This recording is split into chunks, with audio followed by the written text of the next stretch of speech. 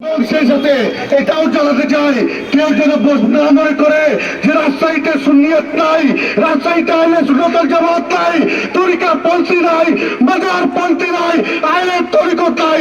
আমরা আগেও ছিলাম, এখনো আছি, ইনশাআল্লাহ ভবিষ্যতে থাকবো। আল্লাহ তাআলা আমাদেরকে কবুল করেন এবং এই দুর্যোগ আবহাওয়ার মধ্যে সকলে যে উপস্থিত হয়েছেন, বিশেষ করে মুক্তারিয়া দরবারের যারা আশিকান ভক্তবৃন্দ, গাউসিয়া কমিটি যারা আহ্বান ভক্তবৃন্দ এবং বিশেষ করে আসোসিয়ার ভক্তবৃন্দ, সেই সাথে বাংলাদেশ রাজশাহী সুফি ফাউন্ডেশনের যারা নেতৃবৃন্দ রয়েছেন, সংশ্লিষ্ট ব্যক্তিবর্গ রয়েছেন, সবাইকে আন্তরিক মোবারকবাদ।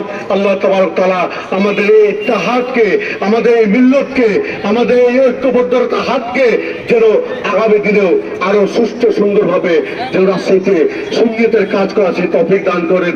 সবাই বলি আমিন। ওয়া আখিরু দাওয়ানা আলহামদুলিল্লাহি রাব্বিল আলামিন। আসসালামু আলাইকুম ওয়া রাহমাতুল্লাহি ওয়া তাআলা ওয়া বারাকাতুহু।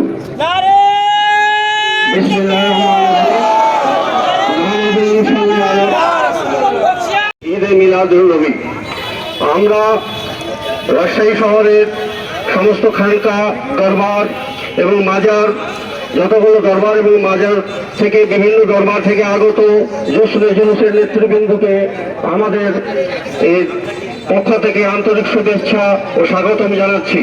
আমি একটি কথা বলি, বাংলাদেশের সরকার ঈদে মিলাদুন নবী রাষ্ট্রীয়ভাবে পালন করছে, কিন্তু এর মাঝে আমাদের বিভিন্ন দরবার, বিভিন্ন খানকাতে, বিভিন্ন দরবার এবং খানকা এবং মাজার শরীফে ভাঙচুর হচ্ছে।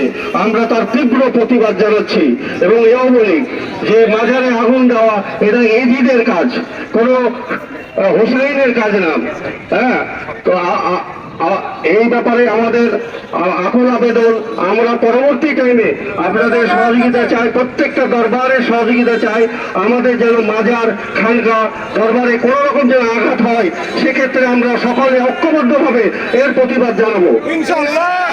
এই বলে আমরা বক্তব্য শেষ করছি। আগে